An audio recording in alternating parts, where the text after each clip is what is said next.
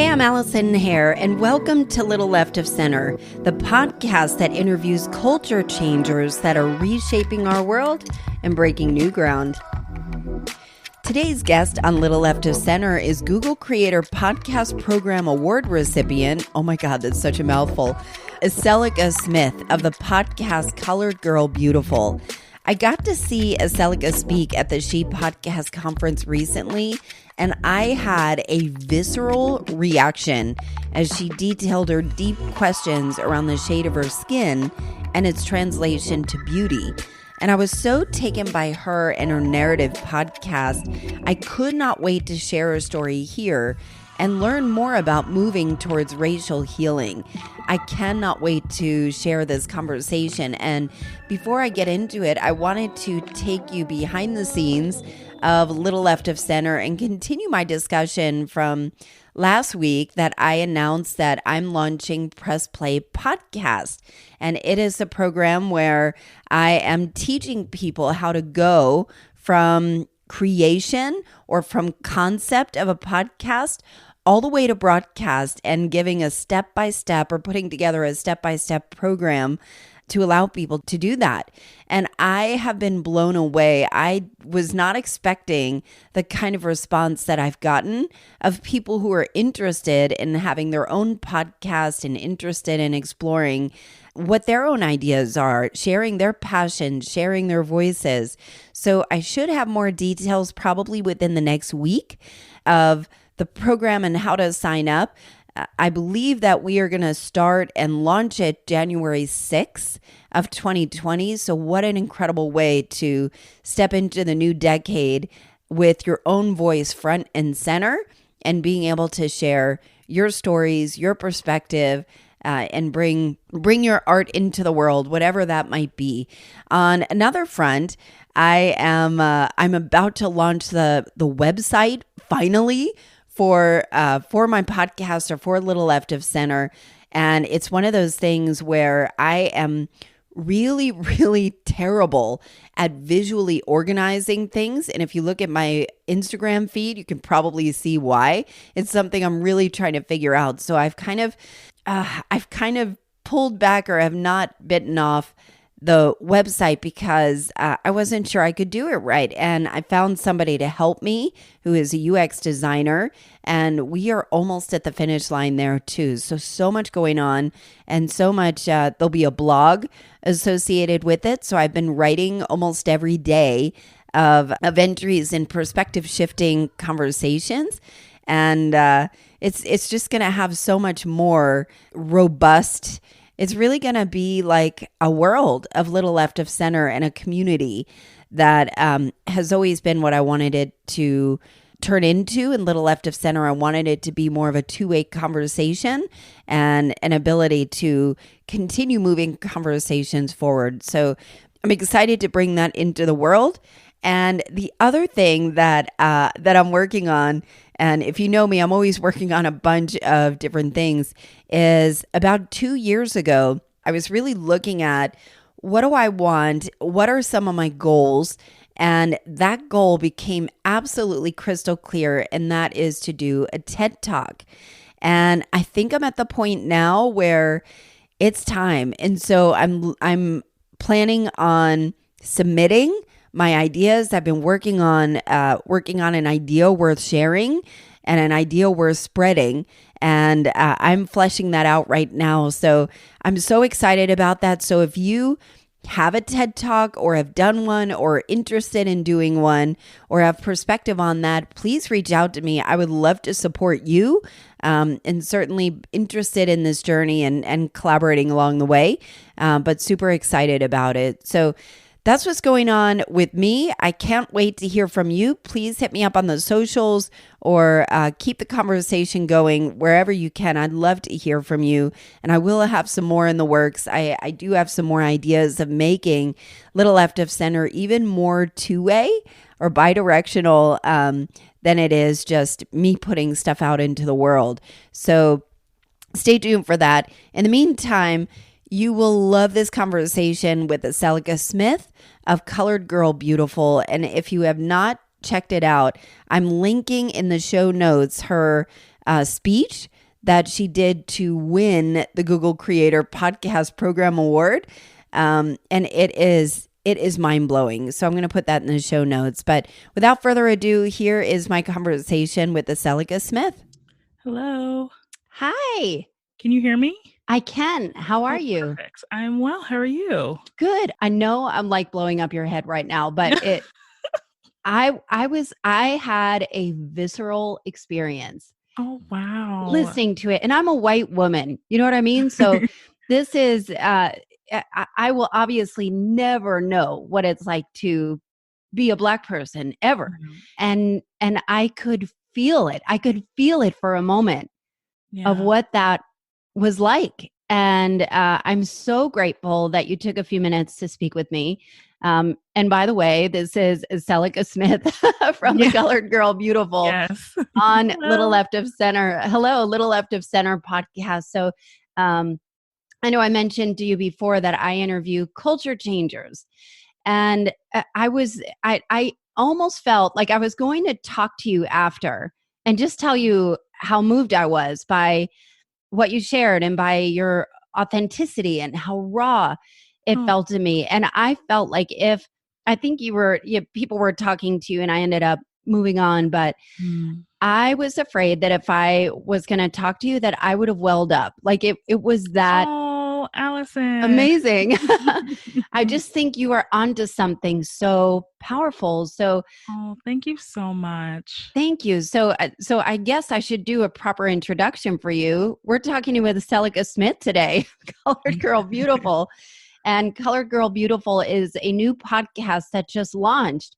And I'd love for you to explain what the Google Creators Podcast Program is, because Yeah. from what I can tell, that's how this podcast came about. So it's almost as if you had earned this spot somehow. It was some type of contest that you were Yeah. able to win. So can you please explain what that is and your journey a little bit?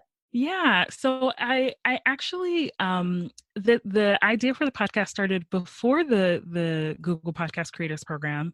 I am in addition to working full time, I am a graduate student in a design program actually, but there's it's an MFA and it's a terminal degree program, and there's a lot of flexibility in terms of the electives that I'm able to take, and sort of the way that my thesis is expressed. And so I discovered this book uh, actually a couple years prior, in class in one of the graduate courses that I was taking.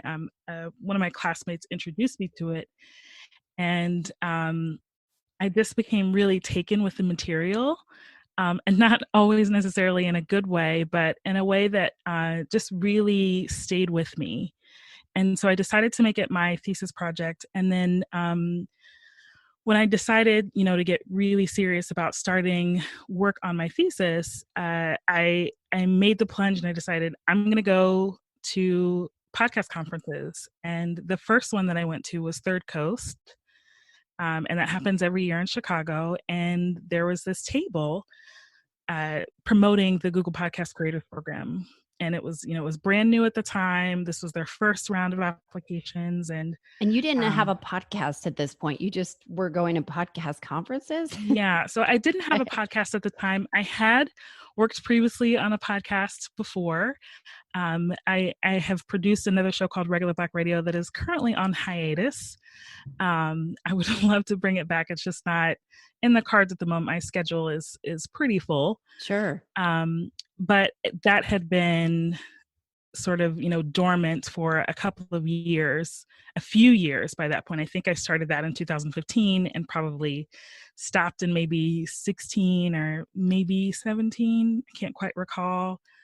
um, and so I had done some podcast production before, but all on my own. I didn't, this wasn't something I was studying in school. This wasn't something I like knew professionally. I'm just a huge nerd and I love podcasts.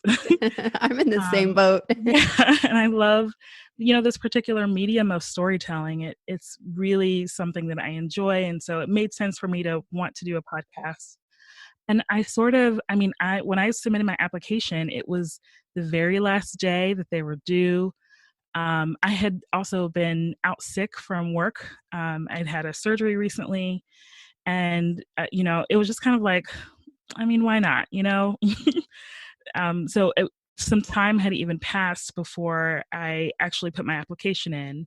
From when I had learned about the program, I first encountered it at Third Coast. I also went to Work It last year, um, last fall. That year it was in New York, although it's normally in LA. And I just decided I'm gonna do it. Why not? Why not me? Let's see what happens. And if You're in the you know, I, DC area, right? I'm in Baltimore. Okay. Okay. Yeah, but I just thought, if I don't make it, then I tried, and if I do, then amazing. And it just so happened that I had a compelling enough entry that I was selected for the program. So what do you get with the program? What is it?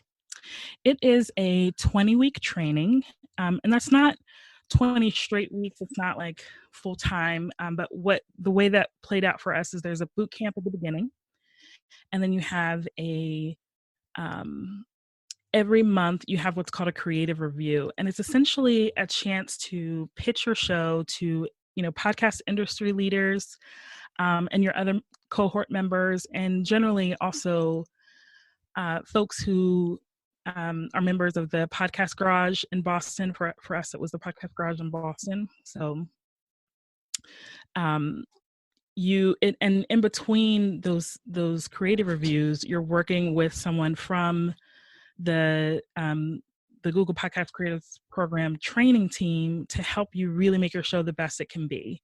That's anything from it's not a lot of like producing your like the nitty gritty of production. It's not a lot of like editing and that sort of thing, but it is a lot of storytelling. It's a lot of um, storyboarding. It's how do you get to the thing that you want to put out. It's how do you make sure that the content in your show is what is relevant, is important, that you're not wasting 1 second of your listeners' time. Mm. So it's this really great program, and then you also get some funding to produce your show. I noticed that your show is, I mean, you have 2 episodes out at this point, and Yeah. it is so well produced, like the music and how Oh. it's set up, that I'm like, it is, I mean, I've been, I launched in May, Uh-huh. and I could probably do a lot better job on production, but I just have to like put it out. I've got a lot of stuff going on, but yours Yeah. is so beautifully done. Oh, thank you so much. I create the show with my producer Nicole Hill. She is fantastic. I could not do this without her.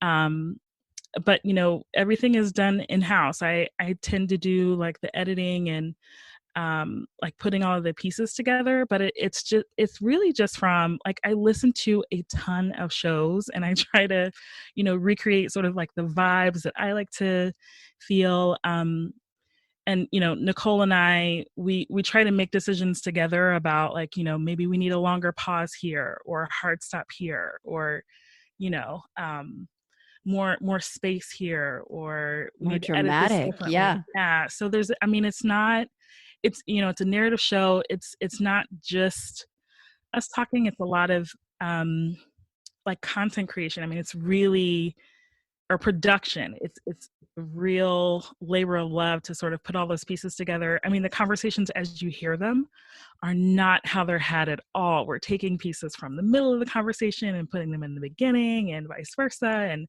we're trying to really tell a cohesive story.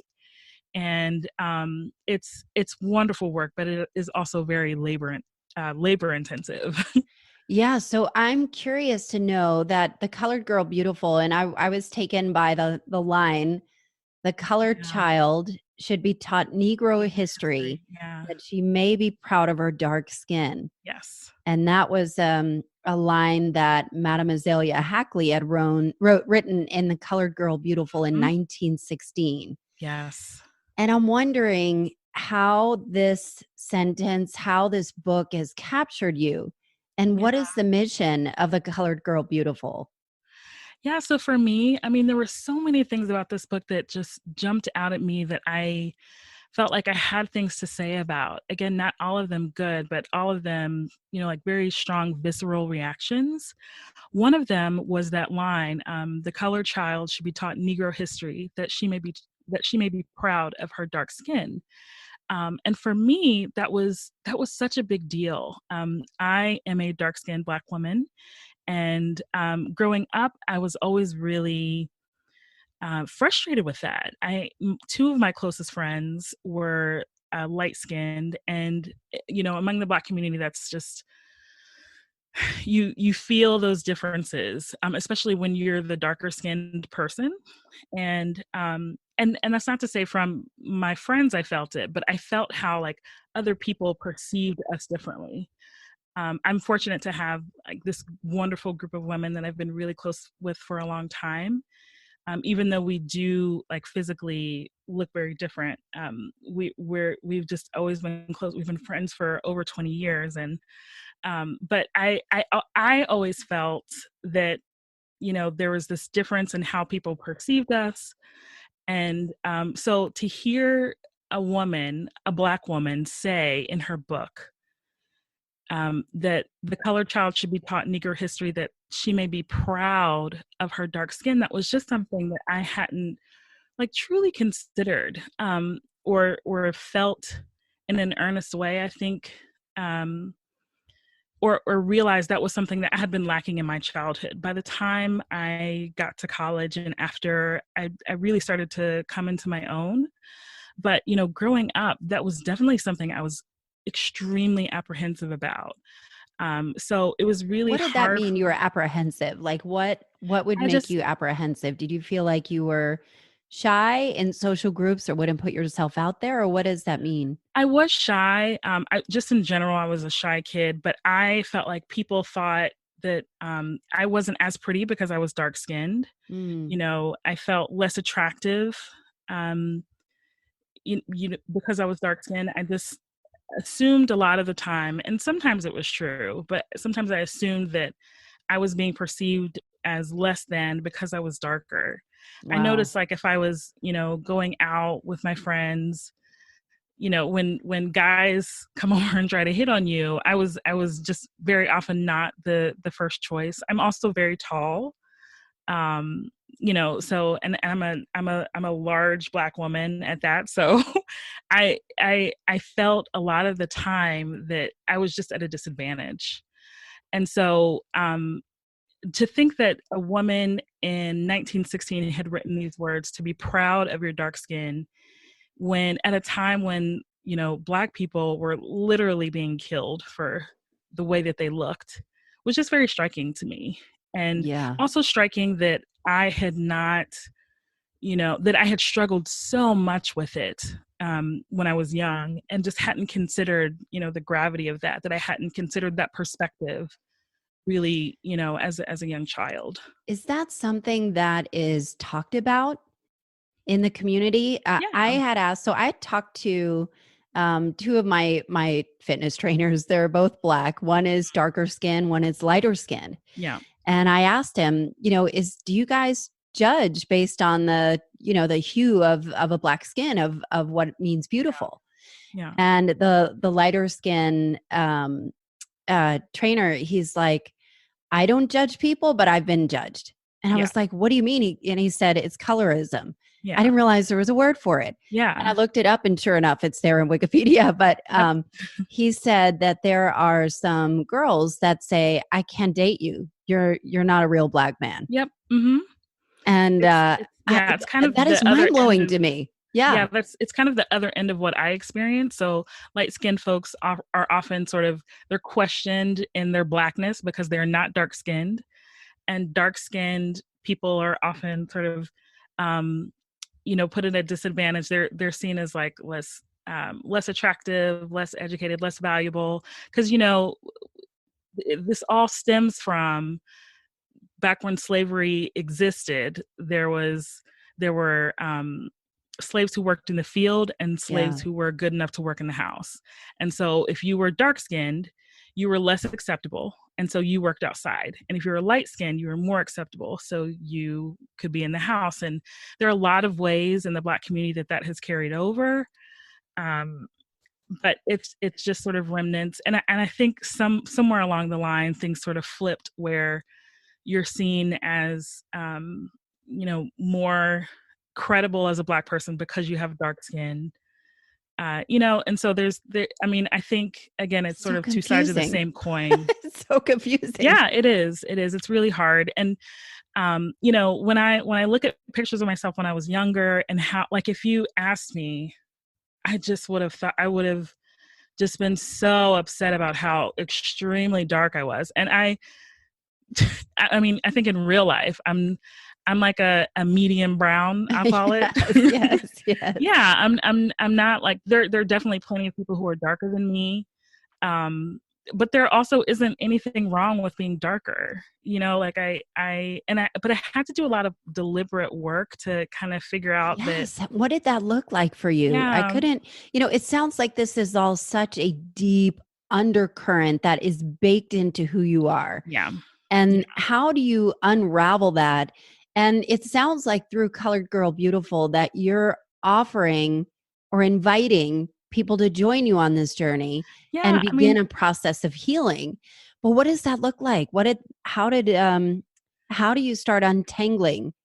yeah, I mean, I hope that people feel encouraged enough to acknowledge all of the parts of themselves that they've had difficulties with, that they've struggled with, that they've been less proud of.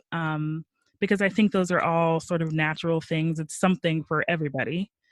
But for me, I really, I got tired of being like sad and upset all the time. And I tend to be like a fairly practical person. So, by the time I got to college, I was just like, this isn't working. I don't want to do this anymore.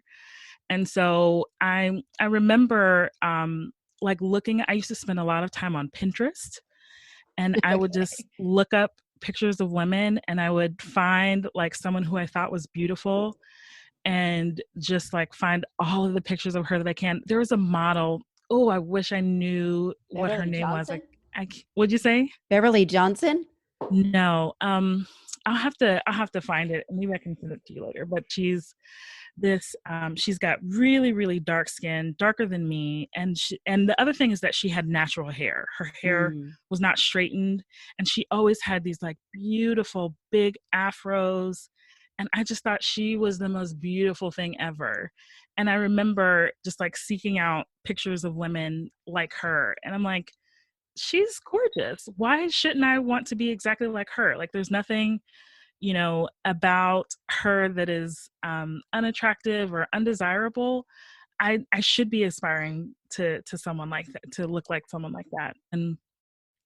And it was a long, sort of arduous process. I think reading a lot of books by Black women who were proud. I think mostly that was probably or who had been like very deeply hurt in a similar way.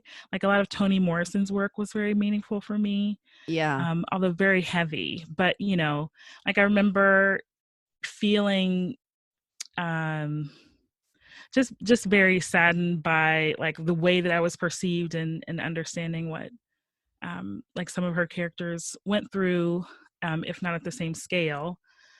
Um, it was a very slow sort of day by day thing. It wasn't like I woke up one day like, I'm beautiful. I Deal love with it. the I love in your speech where you're like, I wish it was where I woke up one day and I look like Yeah. Beyonce. And like, I wanted one of those like movie transformations where you Yes. just realize like, no, everything's fine. I'm good.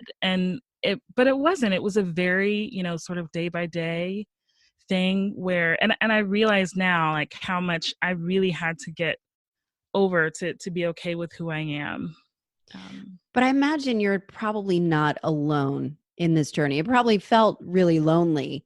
Yeah, I mean, it did feel very lonely. I feel like, I was gonna say, like, I feel like, a lot of the people I was close to didn't go through that, but I don't think that's true. I think that we didn't talk about it. That's what Like, I'm wondering. Is it something that is actively talked about or is it just kind of under the surface? yeah, I mean, um, Yeah, it was, I mean, maybe so, maybe other people talked about it. I don't remember having like in-depth conversations with my friends about a lot of these sorts of things. I do also know one thing that was really striking to me was going to college and encountering Black people who were just totally like I know that these were issues that they did not have. You know, Right. like there are definitely Black people who do not grow up with this sort of doubt, at least not within the Black community. Like, you know, they are perfectly confident in the way that they are. They're proud of their dark skin. It was celebrated in their home. They're proud of their history. That was just not my experience. That wasn't something that, you know, we talked about a lot at home. That's what I So thought was interesting too about I think it was your first podcast episode where you talked about purposefully not wearing hoop earrings because yeah. that was like you felt like Alanis Morissette, Jagged Little Pill was more your speed. And did that make you less Black because it wasn't what people were listening to? Or Yeah.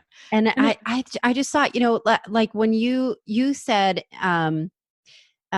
there's a pressure to present in a certain way, mhm. in something that would be more socially acceptable to the rest of the world. And to navigate in a place like that, I wonder how do you know where you are, Yeah. regardless of having that external validation? Well, I mean, I didn't for a long time. That's the short of it, is that I wasn't really sure where I was. And I did love Alanis Morissette. You know, Jagged Little Pill was my Yes. favorite album, one of my favorite albums.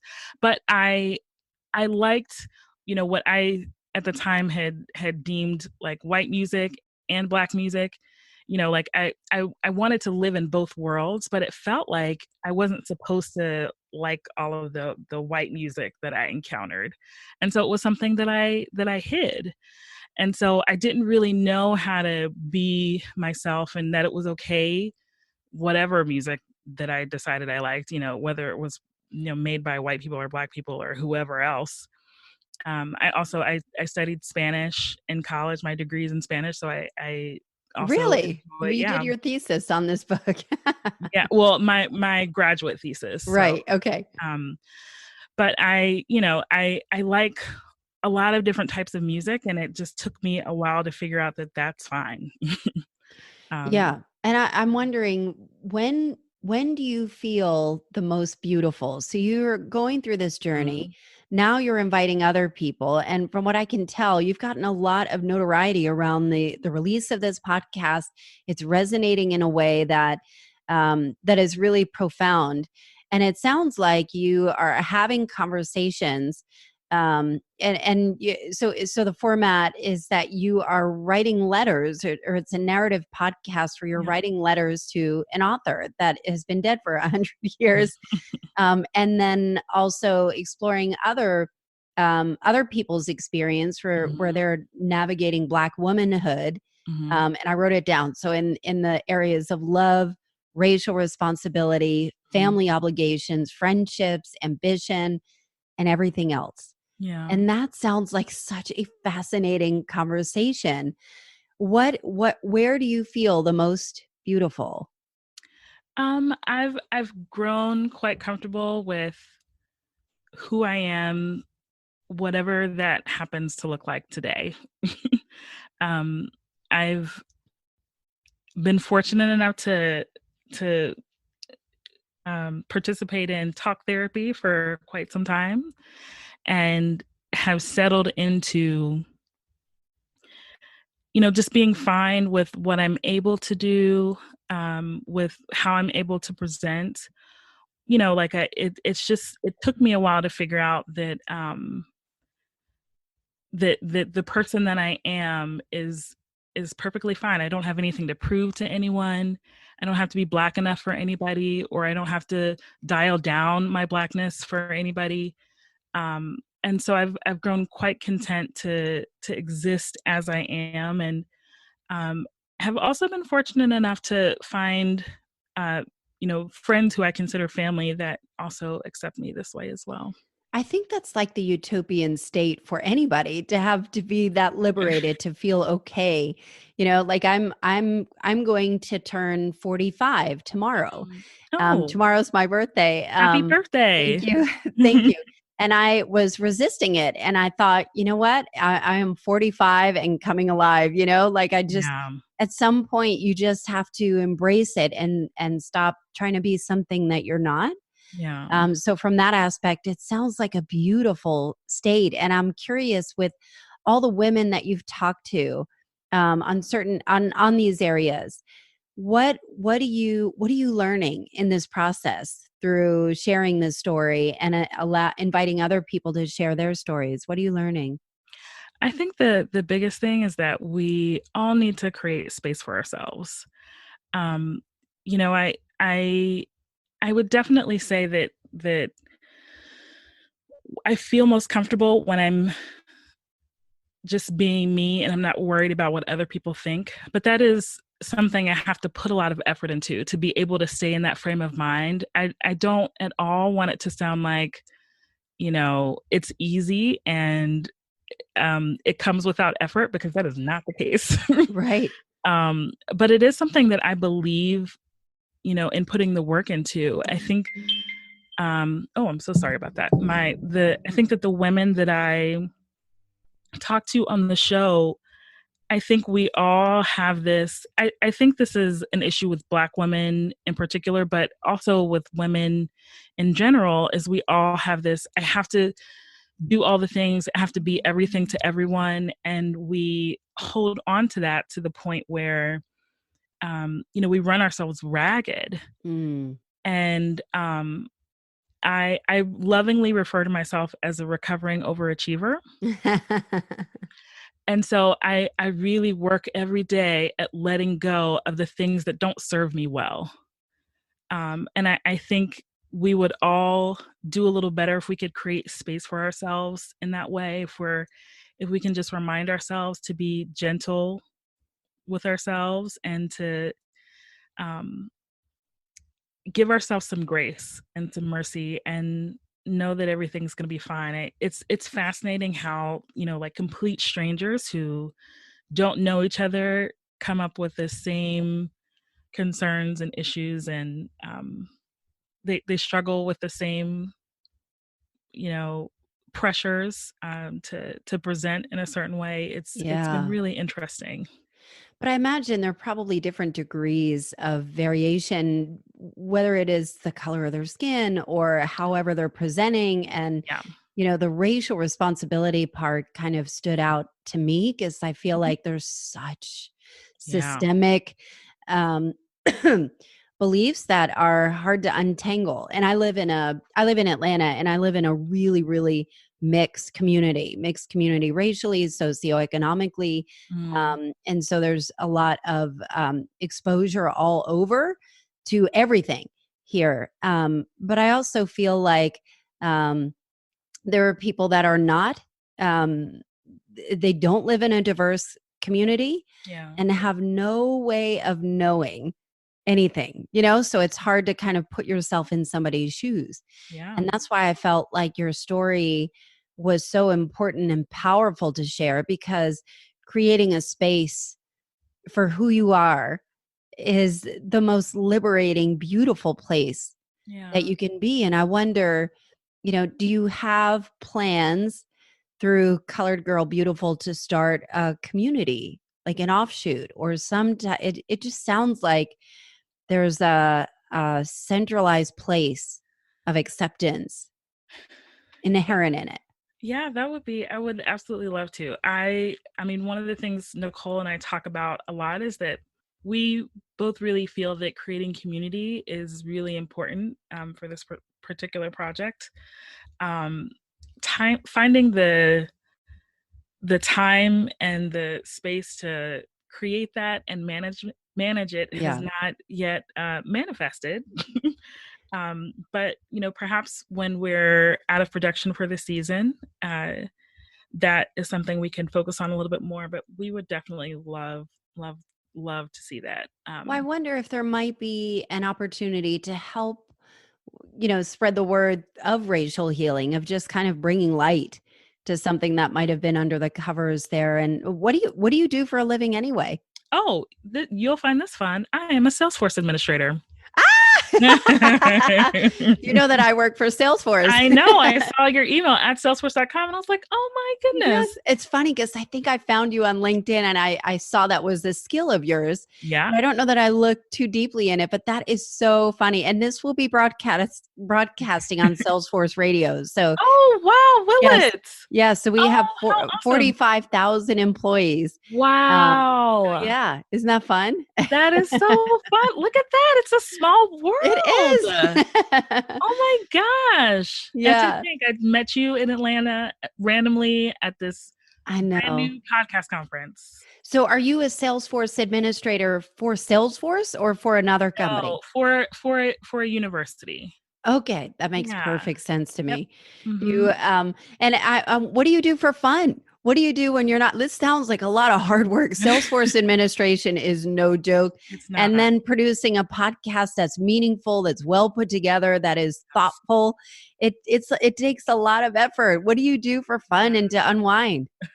Well, I listen to a lot of podcasts. I need to hear your favorites. I also I like to read. I love audiobooks. That probably makes sense. Since I like podcasts. I also do, maybe you can imagine, a little bit of writing. I thought that this was because you're so poetic in your delivery that I wondered if that was where it was born out of. But I love that it's conversational. Like you don't cut out ums and ahs. It's just so raw and real, but it sounded so beautifully poetic and well thought out. Yeah. I mean, a lot of that is Nicole. Okay. Nicole is really great at putting a story together. How did you meet Nicole? Podcast magic. Nicole, okay, so I went to Third Coast last year and I met someone who knows Nicole. And I remember mentioning to him that I was looking for someone I think at the time I was looking for someone to edit my show. But I just, and I remember he asked a question and mentioned that he was like close to where I am, that he was in DC and I'm in Baltimore. And I thought, oh, he's a good resource. And so I connected with him, and then he just happened to know Nicole. They worked together on with an organization called Story District. And Story District, they also have a podcast and they do all of these really awesome live shows. So I just happened to get connected with her, and it's really crazy how well we get along, how well we work together. She's brilliant. And I think we complement one another in our strengths. So it's just a really wonderful, wonderful situation. I feel very fortunate. It just sounds like you're onto something so powerful and profound and culture changing. And I had to reach out to you. And I so appreciate you taking a few minutes with me. Yeah. So how can people contribute to your mission? So we want to hear from people. If you listen to the show, we want to know what you're thinking. We would love the opportunity to for people to share voicemails and to maybe share some of those voicemails on the air or recordings if you want to send us your reactions. I do want this to be like a community thing, a communal thing. So we want to hear from our listeners in any way possible. If you want to tweet at us, if you want to follow us on Instagram, like us on Facebook, but we would love to get content to hear like what you're thinking and feeling, because it can feel very sort of one-sided to put this thing out into the world and not entirely know how people receive it. Of course, I'm watching my download numbers very closely, but it's always really nice to connect with people in a different way, because the season is actually going to be pretty short. But we've got some bonus content lined up. How And short is your season? Because you have 2 episodes so far. How many episodes? And they're released every 2 weeks? every 2 weeks, we've got one coming up this Tuesday, and there will be 7 episodes this season. Okay. So that will take us up through the end of the year. I think maybe the last one is just at the beginning of January, and we've got a few bonus episodes after that. But we would love to incorporate, some of the feedback from folks in future bonus episodes, and maybe have some discussion about that as well. I think the best thing is probably to follow us on social media, on Twitter and Instagram, because we put out calls for submissions from time to time. We're done with that for season 1, but again, for the bonus episodes, and then eventually we'll start putting out calls for season 2 as well for more people to talk with. What will season 2 be about? Well, so we've actually, really not covered hardly anything at all in the book. There's so much. It's a short book, but there's so much in this text to be sort of broken down and analyzed. So there's plenty more within the book, The Colored Girl Beautiful, to discuss. I thought it was interesting. So that line, the colored child should be taught Negro history, that she may be proud of her dark skin. Yeah. And then on the flip side, we must stifle the desire to be conspicuous unless it is to be conspicuous by quietness. Yes. Or be proud, a girl would be proud of her limitless, but not too ambitious. Yeah. And I wonder how much of that is the time or is the conflicting messages that people get trying to grow up and figure out their space in the world. So I can see why there'd be a lot of runway there. I'm just so anxious to get to the rest of the season. Yeah. There really is a lot there. And that's what I mean, when I say that not everything that I came across in the book was good. I didn't like all of it. Because there's definitely, it was written in the 19-teens. So of course there's going to be oppressive language for women. And then also respectability on top of that, which was another layer that, Black people had to adhere to. This idea that if you're good enough, if you're presentable enough, if you're smart enough, if if you're perceived well enough, then you can be accepted by the white man. And that idea of respectability, that's not what racism is. That's not where it comes from. It's not this sort of very practical, are you good enough to be associated with me? It's just sort of an inherent, discard of a people. So this whole idea, it is very heavy. But yet we're, we want to get through as much of the material as possible and sort of dive into some of these topics if we can, and shed some light on some of them. It sounds so exciting. I'm so excited for you, and I'm happy to support you any way I can. I think what you're doing is way more profound than you even know. And I just was moved. I was so freaking moved. And I'm so thankful for you taking a few minutes with me and sharing your story. So thank you so much. You are a culture changer. Wow, what a lady. I feel like Aseloka Smith's work is so resonant and surfaces some systemic insecurities that when brought to light can begin to heal. I've linked her info, including her winning speech, in the show notes. It is a must-see. As for Little Left of Center, in addition to streaming on your favorite podcast app, these episodes are also broadcasting on Decatur FM and Salesforce Radio. If you haven't hit subscribe yet, please make sure you do so you never miss an episode of these perspective-shifting conversations. Oh, and have you left a 5-star review yet? I'd love to hear your feedback.